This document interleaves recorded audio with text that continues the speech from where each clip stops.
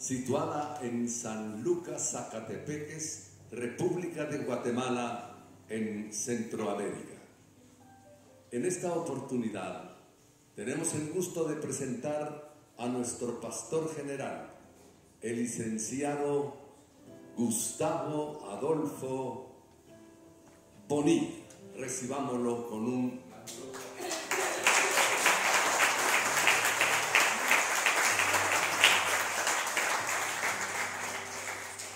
Muy buenos días, hermanos.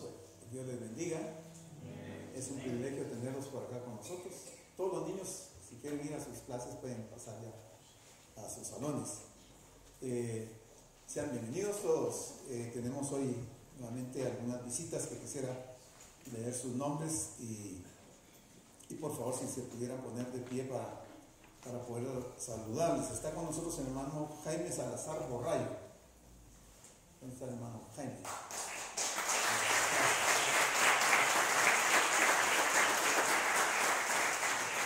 El hermano Jaime es el papá de nuestra hermana Mirna, que viene con el hermano Carlos Cantoral.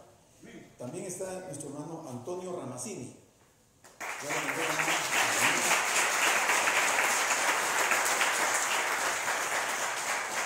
También está Denise Urias.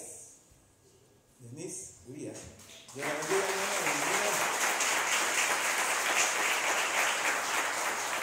Quiero decirles que la hermana Denise Urias es familiar de nuestro hermano, el licenciado Juan Fernando Godínez, que está de nuevo con nosotros.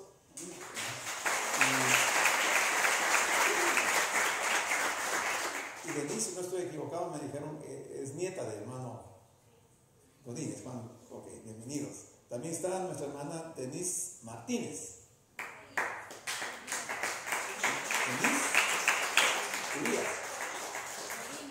Godínez, perdón, Denise Godínez, hija de nuestro hermano licenciado Juan Fernando Godínez. Y creo que es su hijito, Estuardo Godínez. Ya le ves Así que sean todos cordialmente bienvenidos. La congregación se alegra en tenerlos en medio de nosotros, a cada uno de ustedes. Hoy vamos a continuar con nuestro estudio del Evangelio según San Lucas. Estamos en el capítulo número 20 y solo para hacer un refrescamiento, recuérdense que en este capítulo vimos que el Señor venía de Jericó. En Jericó Él había sanado a un ciego y también había salvado a Zaqueo, ¿se recuerdan? Sale él de Jericó y se va para Belén, para Jerusalén. En Jerusalén él llega un día domingo y se lleva a cabo aquello que nosotros conocemos como la entrada triunfal, el día domingo. Entró al templo, observó, el día lunes volvió a ir al templo y limpió el templo. Les volcó las mesas a los cambistas y sacó a los animales que estaban ahí. Y luego el día martes se presentó al templo nuevamente para dar una enseñanza. Y ahí estaba él dando una enseñanza cuando se presentaron unos grupos de personajes que representaban la religión de los judíos. Y le hacen algunas preguntas al Señor, y vimos la semana pasada que le preguntan algo acerca del tributo, que si era lícito dar a César el tributo, y el Señor les respondió.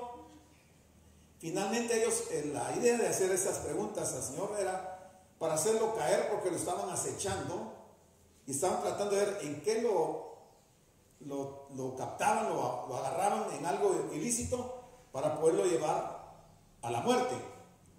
Pero con la pregunta de tributo no tuvieron ningún éxito, y entonces van a lanzarle otra pregunta y vamos a verla.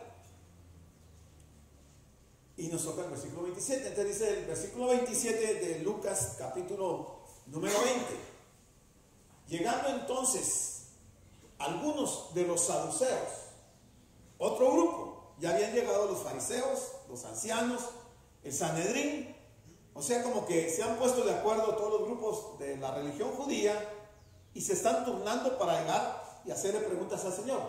En este caso llegaron los saduceos y estas personas, dice, negaban que había resurrección.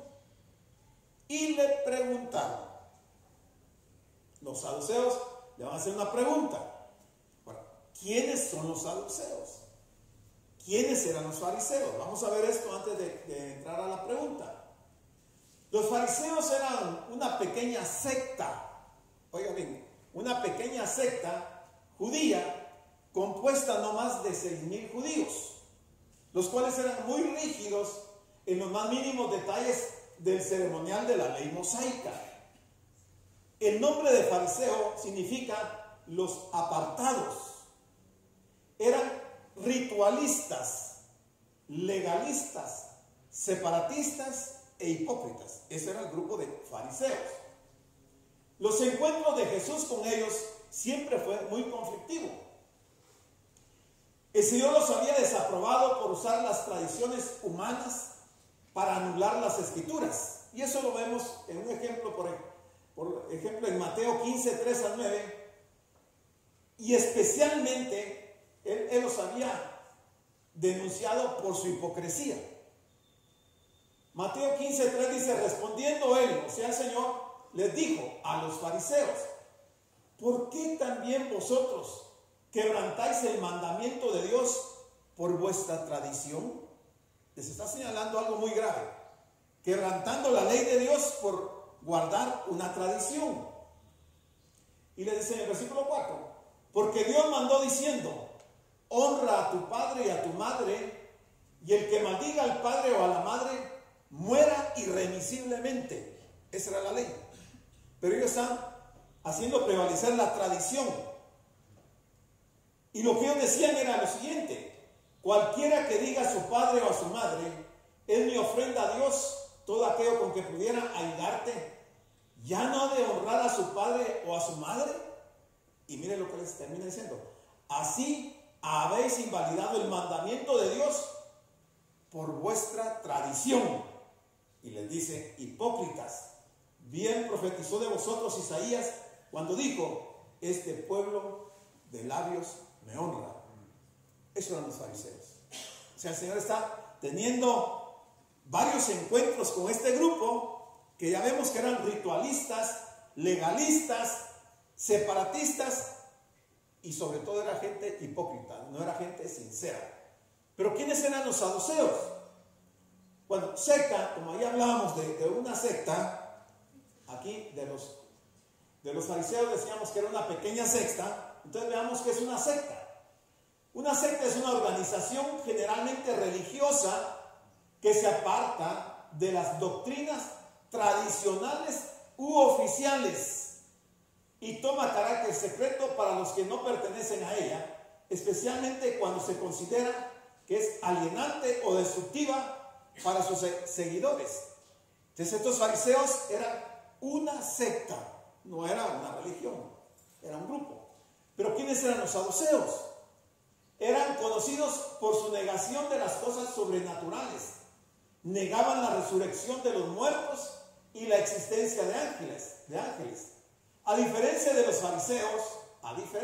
fariseos, estos rechazaban las tradiciones humanas y el legalismo excesivo. Solo aceptaban el Pentateuco como autoridad. Tendían a ser adinerados, miembros aristocráticos de la tribu sacerdotal y controlaban el templo.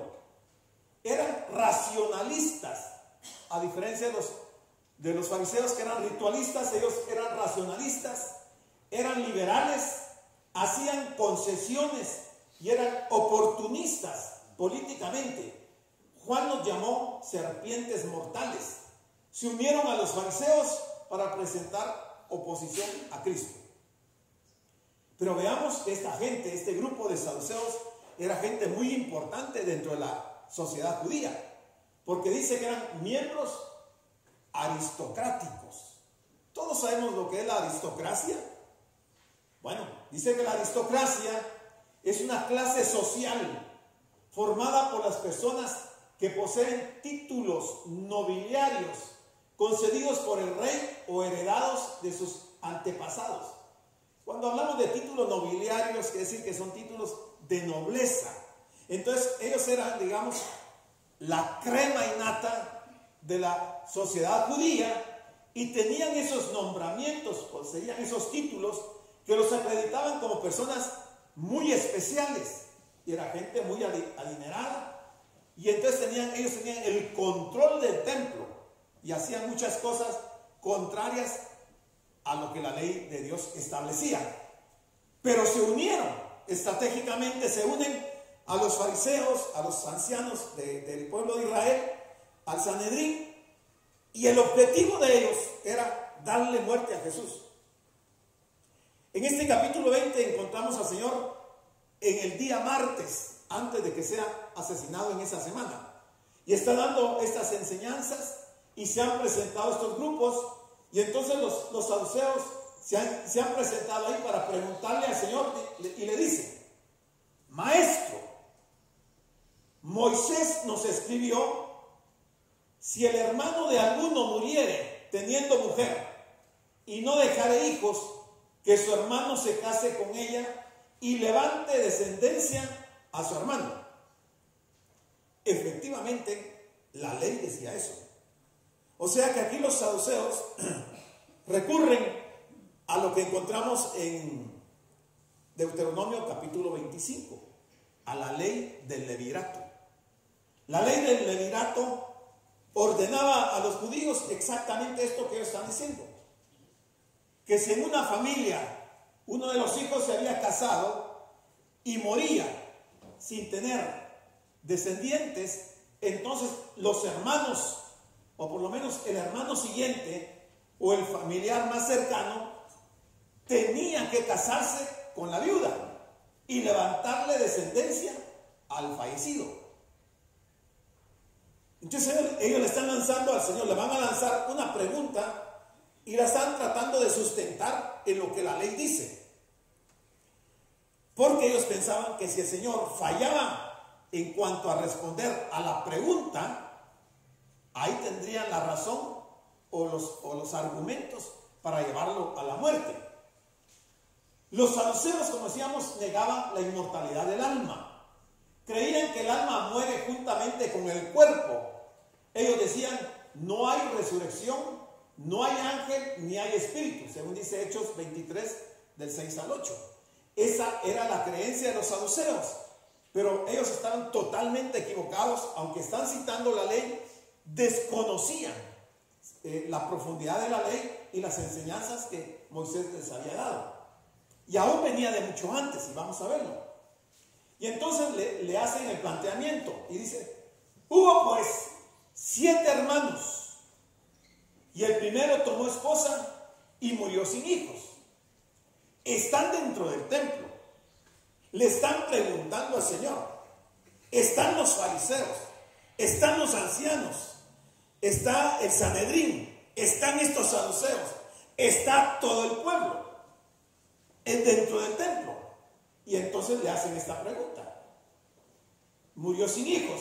Y dice luego el 30: y la tomó el segundo hermano, el cual también murió sin hijos.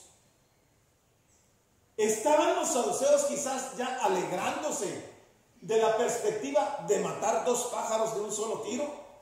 Es decir, de exponer al ridículo tanto a Jesús como a los fariseos.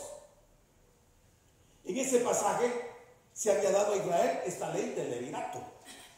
En conformidad con esta ley, si una mujer pierde su marido antes de tener un hijo varón, el hermano del marido o el pariente más cercano debe casarse con la viuda para que el primer hijo de este matrimonio sea contado como hijo del fallecido, de modo que no se termine el linaje del difunto.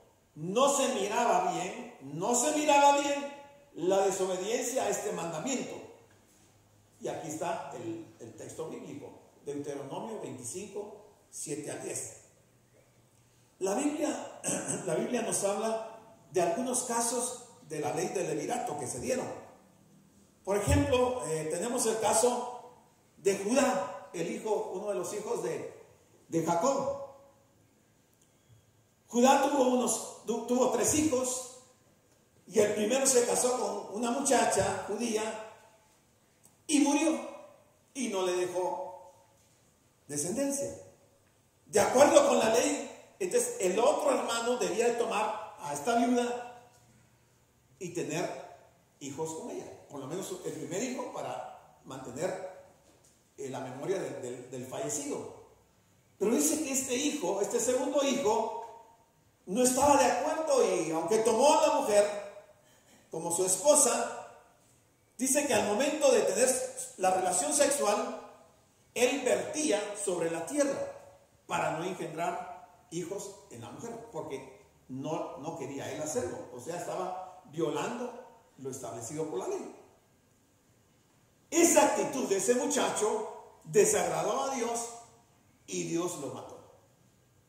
Lo mató. Ahí dice claramente que Dios lo mató, porque era una desobediencia a un mandamiento. Luego quedaba el tercer hermano, que era muy joven, y entonces Judá le dijo a la muchacha que se esperara que su hijo creciera para dárselo como esposo.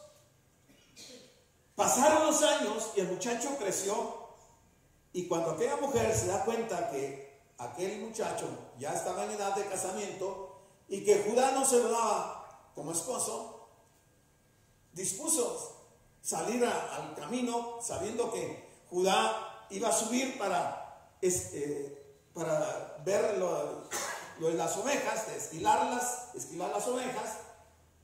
Se vistió, se disfrazó de prostituta, y cuando venía Judá la vio, pero como estaba disfrazada, él creyó que era una prostituta, y le dice: déjame llegarte a ti. Ya Judá era viudo, y entonces la mujer le dice: ¿qué me darás a cambio? Bueno, él le dice: ¿qué quieres que te dé? Yo te puedo dar un corderito. Ahorita voy a ver las ovejas y te puedo enviar un corderito. ¿Pero qué me puede dejar de señal de que me vas a dar el cordero? Entonces le dice ella: bueno, déjame tu báculo, déjame tu anillo y me envías el cordero. Y se llevó a su nuera, que se había disfrazado de prostituta. Con el tiempo sucedió, dice la Biblia, que esta muchacha resultó embarazada. Y le fueron a contar a Judá que su nuera estaba embarazada. Cuando Judá se enteró, reunió a los ancianos, expuso el caso y determinaron darle muerte a la mujer, porque era un pecado de adulterio. Previo a que apedrearan, porque tenía que morir apedreada la mujer, previo a apedrearla, la mujer dijo: el dueño de este báculo y el dueño de este anillo es la persona que me embarazó. Cuando Judá lo vio, se fue de espaldas. Nunca se imaginó que con quien había tenido esa relación era con su nuera. Y ella le reclamó. Le dijo: tú me ofreciste, y la ley decía que me habías de dar a tu hijo y no me lo diste. Ya no la mataron, porque los ancianos se dieron cuenta, y el mismo Judá se dio cuenta del tremendo error que habían cometido, y la mujer lo que hizo valer fue su derecho, aunque tal vez no ha sido muy fácil para ella, pero fue una lección tremenda que le dio a los judíos. Eso sucedió con ella. Pero más adelante vemos que Ruth, la nuera de Noemí, ha quedado viuda también, que se murió su esposo, y cuando regresan de la tierra de Moab, de la tierra de maldición, a la tierra de bendición, a Canaán, hay un hombre que pone los ojos en ella Y cuando ve a la muchacha trabajando en sus campos, pregunta quién es esa muchacha. Esa moabita. Y le dicen, ella es la nuera de Noemí. Él se enamora de ella y tienen una conversación y platican. Y Ruth está también enamorada de este hombre, pero había de por medio un familiar más cercano. Y la ley establecía que el familiar más cercano era el que tenía que tomar a la mujer viuda como esposa. Entonces, este hombre le hace ver a Ruth que ese familiar existe y que a menos que él desista, porque podría desistir, él la tomaría como esposa. Y entonces este se va a la puerta de la ciudad donde están los ancianos, y cuando viene este familiar cercano le dice, hey tú, ven para acá. Y delante de los ancianos dice, ahí está Ruth, la moabita, la nuera de Noemí. Tú eres el familiar más cercano. La ley manda que la tomes como mujer. Yo aquí delante de los ancianos te pregunto, ¿quieres tomar a Ruth como tu esposa? Y él dijo inicialmente que sí, que la tomaba. Pero luego reacciona y piensa que eso le va a afectar en cuanto a su herencia.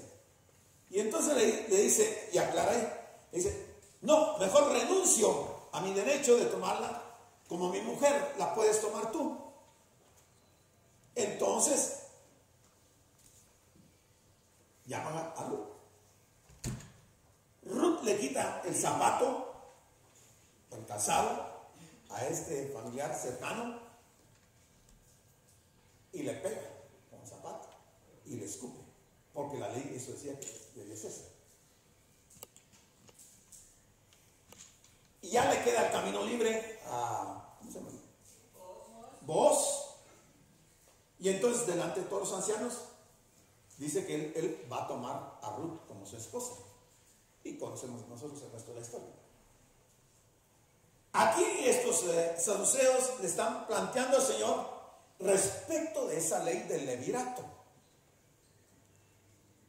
Dice que después se llamaba la casa del descalzo, del descalzado, cuando alguien renunciaba a ese derecho y se quedaba como un señalamiento de la persona que había transgredido la ley de Dios. Pero aquí estos saduceos le están planteando al Señor una situación muy parecida, un poco complicada, porque hay 7 hermanos, el primero murió, el segundo también murió, el tercero también muere, y así todos, los 7 murieron y no dejaron descendencia en la mujer.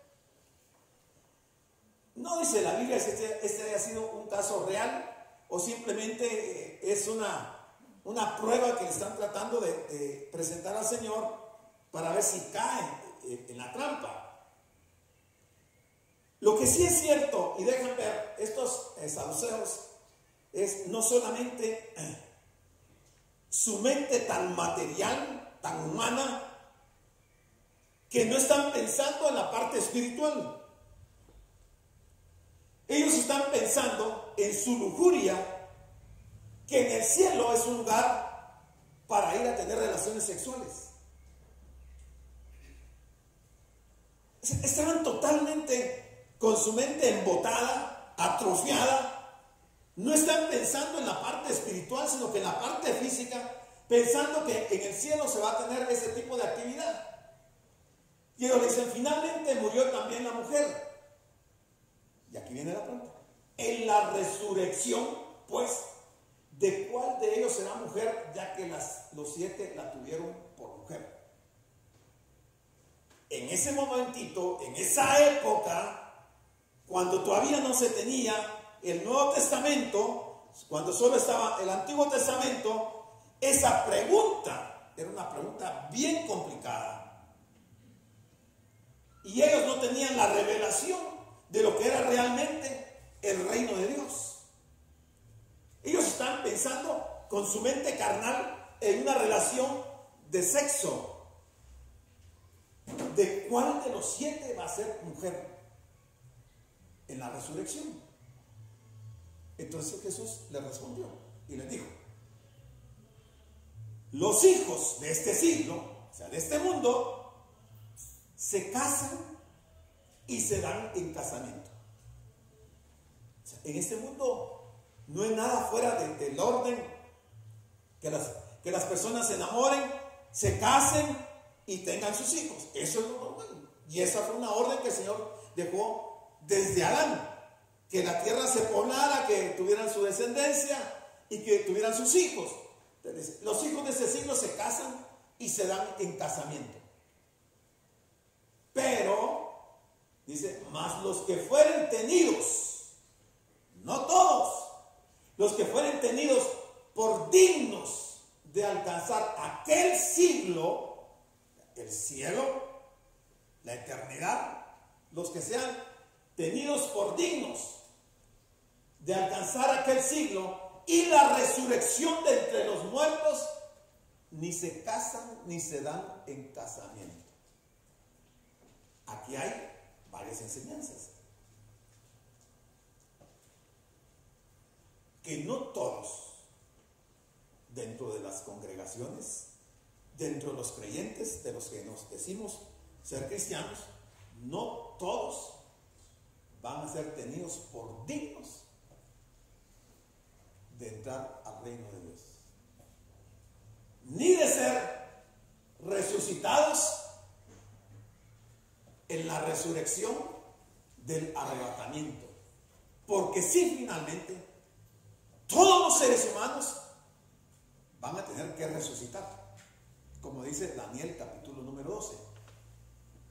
Unos para estar en la eternidad con el Señor, pero otros para estar en la eternidad de un sufrimiento. Pero tanto los unos como los otros tendremos que ser resucitados. Pero lo que él está diciendo aquí, que algunos tienen que ser tenidos por dignos de alcanzar el reino de Dios y la resurrección, inmediatamente nos viene a nosotros a la mente el cuestionamiento: ¿en qué consiste esa dignidad? ¿Quién es digno? ¿Quiénes somos dignos de ir a la eternidad con el Señor? ¿A qué dignidad se está refiriendo el Señor cuando les está mencionando esta palabra ahí? Hay que detenerse a leer la Escritura, hermano, muy minuciosamente y tratar de ver el significado de las palabras y el mensaje que el Señor está transmitiendo. Ahí están los fariseos, ahí están los ancianos, está el Sanedrín, están los apóstoles, están los saduceos, está toda la gente. Y ahora el Señor le dice: los que sean tenidos por dignos de alcanzar aquel siglo y la resurrección serán los únicos que estén allá. Pero allá ya no hay casamiento, allá ya no hay sexo, allá no hay relación marital. Es otra esfera donde nosotros no hemos querido investigar para saber cómo va a ser nuestra vida. Imagínense el grupo de los saduceos, la crema innata de la religión judía, los nobles, casta de los sacerdotes, con tremendos pensamientos. ¿Cómo es posible que gente que conocía de las Escrituras, que se supone conocía de las Escrituras, que habían leído la Torá desde pequeños, habían sido enseñados, ahora están pensando que en el cielo puede haber sexo? Y nunca entendieron la Escritura, porque vamos a ver los pasajes que el Señor les va a mencionar y que ahí aclara Él desde cuándo se venía hablando de que en el cielo no existe esto, no hay nada de eso. Porque algunas personas se preocupan en sus vidas, y gente de la iglesia pensando que qué va a pasar de su familia, que se van a ir al cielo y que van a esperar allá a su mujer o a su marido, a sus hijos, y que van a continuar la relación como en este mundo. Nada, absolutamente nada que ver. Totalmente diferente. Andamos perdidos y estamos pensando en eso. ¿Por qué entonces nos podríamos preguntar? ¿Por qué si algunos son tenidos por dignos de alcanzar ese siglo y la resurrección de entre los muertos, que allá no se casan ni se dan en casamiento? ¿Por qué? Sería la pregunta. Bueno, la misma Biblia la responde y dice, porque no se pueden ya más morir. No se pueden ya más morir. El que resucitó, el que fue tenido por digno de alcanzar aquel siglo y la resurrección, nunca más va a morir. Y ahí lo dice.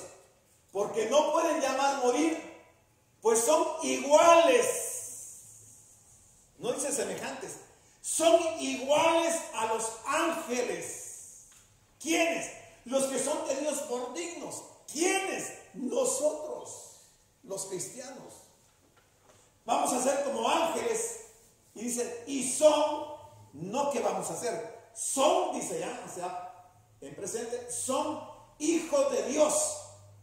Y al ser hijos de la resurrección. Bueno, si dice que vamos a ser semejantes, vamos a ser iguales que los ángeles, ¿cómo son los ángeles? ¿Qué características podríamos encontrar en la Biblia de los ángeles? A ver, menciónenme algunas. Sin sexo. Sin sexo, una. Vamos a ser iguales que los ángeles. Adoradores del Señor. ¿Okay? ¿Qué más?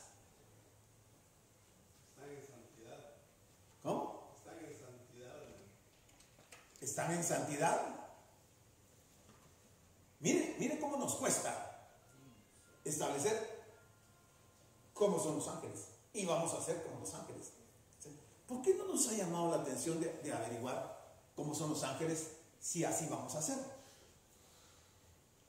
Los que viven en este mundo se casan y se dan en casamiento, pero quienes sin méritos propios, sino solo en virtud de la gracia y de la soberanía de Dios, somos considerados dignos de participar en las glorias del siglo venidero. Pero mire, la dignidad viene de la gracia y de la soberanía de Dios. ¿Para qué? Para participar en las glorias del siglo venidero, los nuevos cielos y la nueva tierra. De modo que sean partícipes en la resurrección de los justos, según Juan 5:29 en la primera parte. No se casan ni se dan en casamiento. ¿Cuál es la razón? No mueren. Por lo tanto, el matrimonio, con miras a la perpetuación de la raza, no será necesario en el cielo. Allá ya no es necesario eso. Eso es necesario aquí en la tierra, de tener la función de engendrar hijos.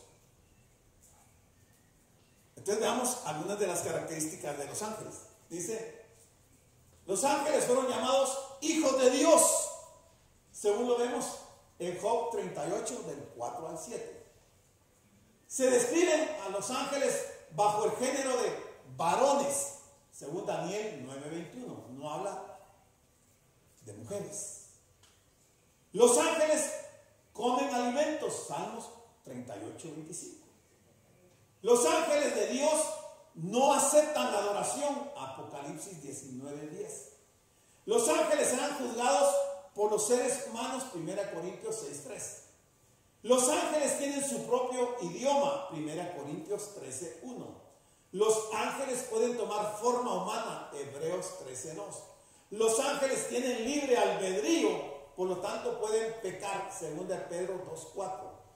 Algunos ángeles están encarcelados hasta el juicio final, Judas 1:6. Los ángeles pueden matar a seres humanos, Isaías 37:36 y Apocalipsis 9:15. Los ángeles pelean entre sí, Apocalipsis 12:7. Aquí cuando pelean habla de los ángeles de Dios con los ángeles caídos. Los ángeles conocen las escrituras, Mateo 4:6. Los ángeles pueden ser vistos por los animales. Números 22, 23. Los ángeles pueden controlar a los animales. Daniel 6, 22. Los ángeles pueden presentarse en sueños. Mateo 1, 20. Los ángeles pueden controlar objetos sin tocarlos. Hechos 12, 7. Y por último, los ángeles pueden transformarse. 2 Corintios 11, 14. Estos solo son algunos ejemplos de las características de los ángeles. Entonces, si nosotros vamos a ser como ángeles, tenemos que saber cómo son los ángeles, qué características tienen, para no caer en tremendo error como el que han caído los saduceos. Entonces, sigue diciendo Lucas 20, 37. Pero en cuanto a los muertos, han de resucitar. Ellos no creían en la resurrección. Pero en cuanto a los muertos han de resucitar. Y les dice el Señor, aún Moisés lo enseñó en el pasaje de la zarza cuando llama al Señor Dios de Abraham, Dios de Isaac y Dios de Jacob. Como Dios no es Dios de muertos, y el Señor se lo había dicho ahí en ese pasaje a los israelitas, que Dios no es Dios de muertos, porque es el Dios de Abraham, de Isaac y Jacob. Lo que les está diciendo es que tanto Abraham, Isaac y Jacob están vivos, y por eso Él es el Dios de ellos, porque Dios no va a tener como súbditos gente muerta, porque Dios no es Dios de muertos, sino de vivos, pues para Él todos viven. Este es el punto de vista de Dios. O sea, el Señor ahí les está aclarando a los saduceos el tremendo error que tienen al pensar con ese planteamiento que le han hecho de la mujer y los 7 maridos que ha tenido, que de cuál de ellos ella va a ser mujer en la resurrección. Andan totalmente extraviados. Entonces algunos de los escribas, los que responden no son los saduceos. Ahora responden los escribas. Y vimos las características de los escribas, ¿verdad? ¿Qué características tenían los escribas? Ritualistas, legalistas, ¿qué más? Hipócritas. Ahora ellos responden y le dicen, maestro, bien has dicho. ¿Por qué los escribas responden y le dicen, maestro, bien has dicho? O sea, están de acuerdo con Jesús. ¿Por qué? ¿Cómo? Porque ellos sí creían en la resurrección. Y ahí están los saduceos. Entonces había conflicto entre los grupos. Los saduceos, que eran la gente, la casta sacerdotal, están tratando de dejar mal parado a los escribas. Y los escribas le dicen al Señor, maestro, bien has dicho, porque sí existe la resurrección. O sea, un día, si nosotros hemos muerto en esta tierra, vamos a resucitar. Nuestro cuerpo no se quedará para la eternidad en el sepulcro. ¿Para qué vamos a resucitar? ¿O cuál es la razón para la cual el Señor nos va a resucitar? Puede ser una de dos. O para estar en la eternidad con el Señor, adorándolo, o para estar en la eternidad en un lugar de tormento, de castigo. Pero de que todos vamos a resucitar, vamos a resucitar. Entonces por eso ellos dicen, maestro, bien has dicho. Estos escribas eran probablemente fariseos, cuando ahí lo dice, que creían en una resurrección corporal. En consecuencia, en lo que respecta a esta pregunta en particular, ellos estaban de parte de Jesús y estaban felices de ver derrotados a sus enemigos, los saduceos. O sea, entre ellos había conflicto. Y fíjense que hay un pasaje, y lo vamos a ver, en donde Pablo usa estos argumentos y en una forma con mucha sabiduría resuelve una situación bien delicada, solamente con mencionarlo en la resurrección. Los saduceos, comprendiendo que habían sido derrotados, no se atrevieron a volver a formularle una pregunta a Jesús. Ahí se quedaron. Ese día martes. Ya un par de días más adelante lo iban a asesinar al Señor. Pero veamos qué hace Pablo. En Hechos 23:6 dice: entonces Pablo, notando que una parte era de saduceos y otra de fariseos, alzó la voz en el concilio y dijo: varones hermanos, yo soy fariseo, hijo de fariseo. Acerca de la esperanza y de la resurrección de los muertos se me juzga. Cuando dijo esto, se produjo disensión entre los fariseos y los saduceos y se terminó el juicio. Miren, si no, Dios le ha dado sabiduría a Pablo para plantear una realidad en medio de aquel juicio que se le está celebrando a él. Y eso sirve para que ya no se le juzgue, porque ya los saduceos ya no quisieron seguir acusando a Pablo, porque los fariseos prácticamente están respaldando lo que Pablo está diciendo. Entonces hubo tal confusión, tal disensión, que se terminó la reunión en ese día. Entonces cuando los escribas le dicen: maestro, bien has dicho, dice, no osaron preguntarle nada más. Hasta ahí las preguntas. Salieron derrotados tanto fariseos, saduceos, ancianos, Sanedrín, medio mundo. Ninguno pudo atrapar al Señor en alguna mala respuesta en las preguntas que le han dicho. Entonces el Señor les dijo: ¿cómo dicen que el Cristo es hijo de David? Miren la pregunta que lanza el Señor. ¿Cómo dicen que el Cristo es hijo de David? ¿Estamos nosotros de acuerdo que Cristo es el hijo de David? ¿No? ¿Cómo?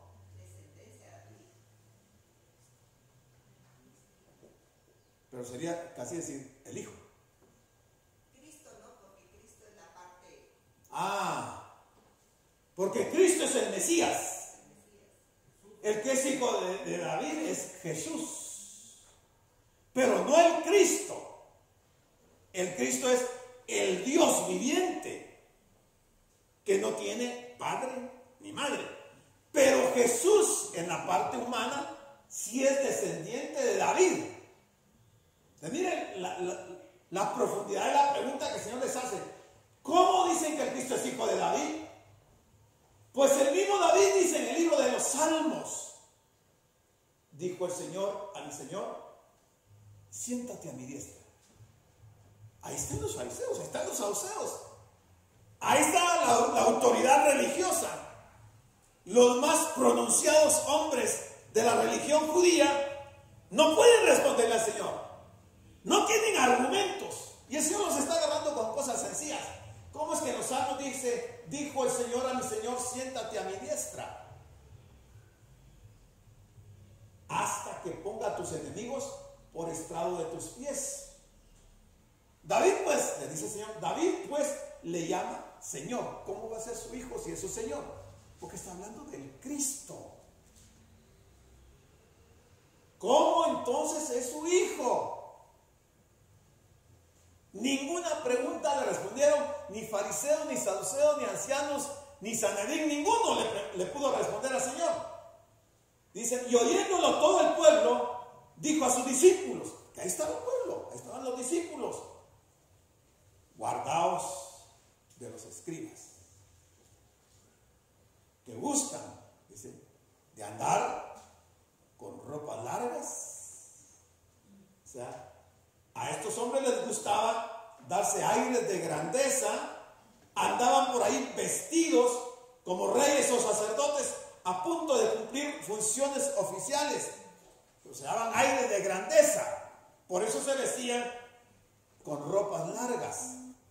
Dice, aman las salutaciones en las plazas. ¿Qué quiere decir? Que los hombres aquí descritos, o sea, los fariseos, anhelaban no una sencilla muestra de amistad, sino más bien una demostración de respeto, un reconocimiento público de su prominencia. Eso eran los fariseos. Dice, llaman también las primeras sillas en las sinagogas. Esto quiere decir que querían ser conducidos hasta el primer asiento, que era considerado como una señal de honra. En ese asiento el individuo tenía la doble ventaja de estar cerca de la persona que oraba o leía la escritura y de estar enfrente de la congregación, o sea, lucirse, mostrarse como alguien muy importante, a quien hay que rendirle el sombrero, hay que saludarlo con mucha honra, porque es alguien importante. Eso es lo que les gustaba a los fariseos. Dice, y aman los primeros asientos en las cenas. Tanto en la iglesia como en las casas les gustaba ser los primeros. ¿Y qué era? Que Jesús había pronunciado una advertencia contra este mismo pecado de buscar los mejores asientos en un banquete o cena. Y ya lo vimos cuando pasamos por Lucas 14, cuáles eran los asientos privilegiados y por qué y para quiénes eran esos asientos. Pero los fariseos querían esos asientos. Y es lo que el Señor les está diciendo acá. Guardaos de los escribas. O sea, tengan cuidado de los hipócritas. Tengan cuidado de aquellos que aman ser vistos. Porque solamente quieren honra para ellos. No están buscando la honra del Señor. Están buscando su propia honra. Que le dice que devoran las casas de las viudas. ¿Quiénes? Los fariseos. Devoran las casas de las viudas. Y eso se ha visto, hermano, pero por montones de casos de que estos fariseos religiosos lo que persiguen al final de cuentas es devorar las casas de las viudas. O sea, que ofrecían su ayuda para administrar los bienes que le habían quedado a una viuda, mientras ellos se quedaban con un monto mayor del que entregaban a la viuda. Por eso dice, devoran las casas de las viudas. Entonces, hermanos, guardémonos de los fariseos.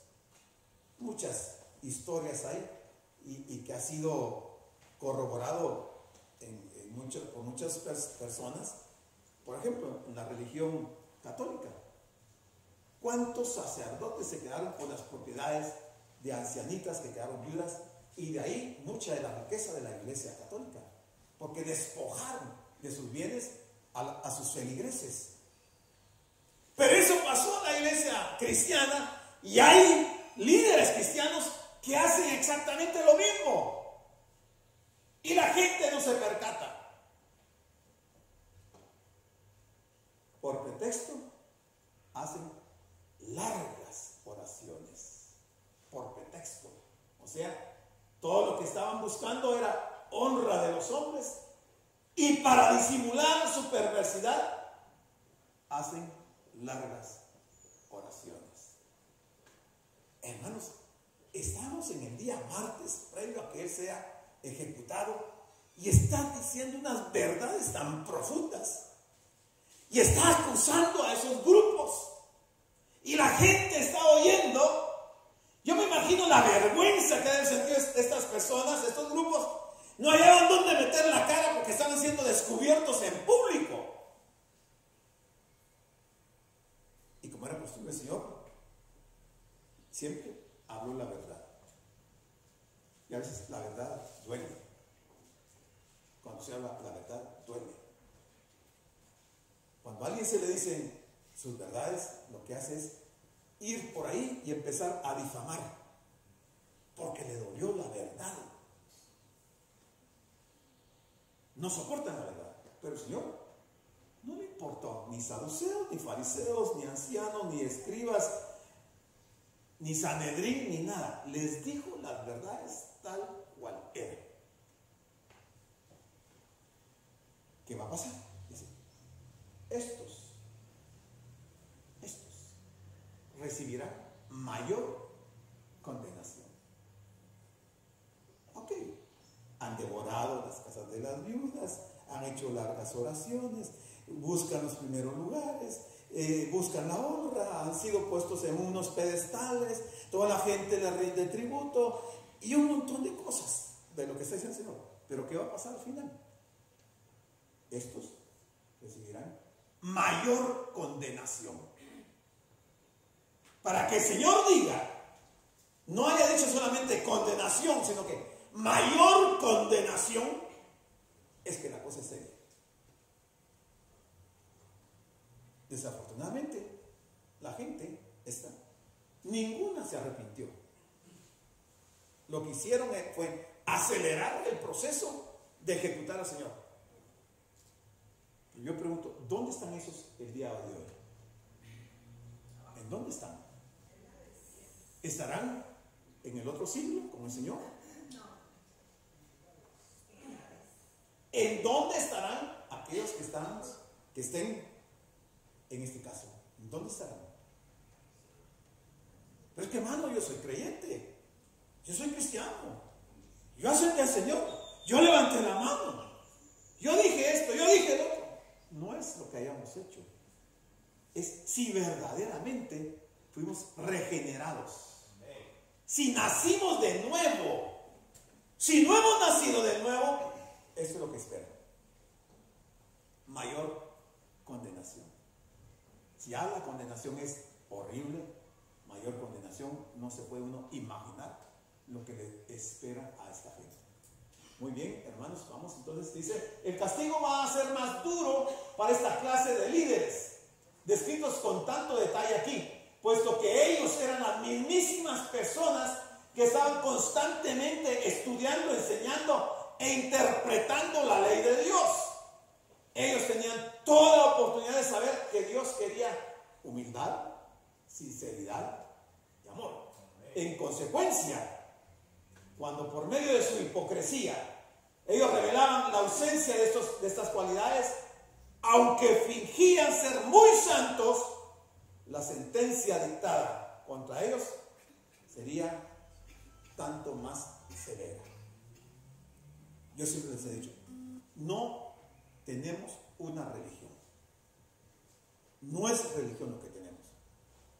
Lo que tenemos es una relación con Dios, una revelación de su palabra, para que entendamos no solo las cosas de este mundo, sino que las cosas del otro mundo. Para que comprendiendo, sabiendo la diferencia entre estos dos polos opuestos, tomemos la mejor decisión. Porque si no, se cumplirán aquellas palabras del Señor.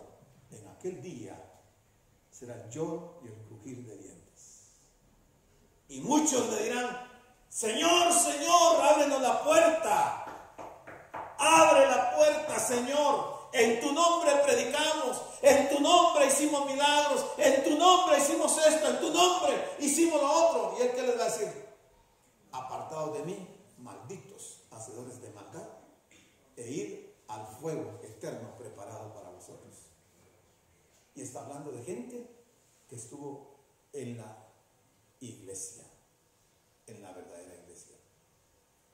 Pero son palabras que muchas veces las hemos, o expresiones que muchas veces las hemos leído en la Biblia, que hemos oído predicaciones y nos entra por un oído, nos sale por el otro.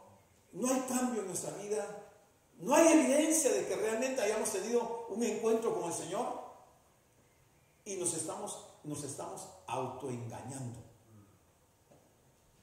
Pero en aquel día, yo le llamo el día de las verdades, el día de la hora cero, ahí será el lamento para aquellas personas que no quisieron creer a la palabra de Dios. Muy bien, hermanos, vamos a terminar hasta aquí.